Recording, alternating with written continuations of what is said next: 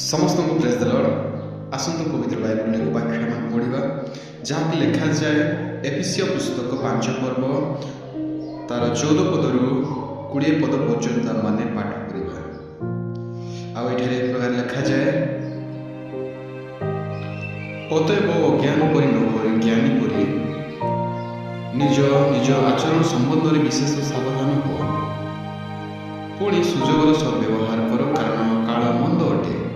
ଏଣୁ ନିର୍ବୋଧ ନ ହୋଇ ପ୍ରଭୁଙ୍କର ଇଚ୍ଛା କ'ଣ ତାହା ବୁଝ। ଆଉ ଦ୍ରାକ୍ଷାରସରେ ମତ ନ ହୁଅ, ସେଥିରୁ ତ ଅତ୍ୟାଚାର ଜନ୍ମେ, ମାତ୍ର ଆତ୍ମାରେ ପୂର୍ଣ୍ଣ ହୋଇ ଗୀତ, ସ୍ତୋତ୍ର ଓ ଆଧ୍ୟାତ୍ମିକ ସଂକୀର୍ତ୍ତନ ଦ୍ୱାରା ପରସ୍ପରକୁ ଉତ୍ସାହ ଦିଅ। ପୁଣି ତୁମମାନଙ୍କ ହୃଦୟରେ ଈଶ୍ୱରଙ୍କ ଉଦ୍ଦେଶ୍ୟରେ ସଂକୀର୍ତ୍ତନ ଓ ଗୀତ ଗାନ କର, ସର୍ବଦା ସର୍ବ ବିଷୟ ନିମନ୍ତେ ଆମ୍ଭମାନଙ୍କ ପ୍ରଭୁ ଯୀଶୁଖ୍ରୀଷ୍ଟଙ୍କ ନାମରେ ପିତା ଈଶ୍ୱରଙ୍କୁ ଧନ୍ୟବାଦ। ଏହି ଛୋଟିଆ ବାକ୍ୟ ଦେଇ ଆମ ସମସ୍ତଙ୍କୁ ଆଶୀର୍ବାଦ କର।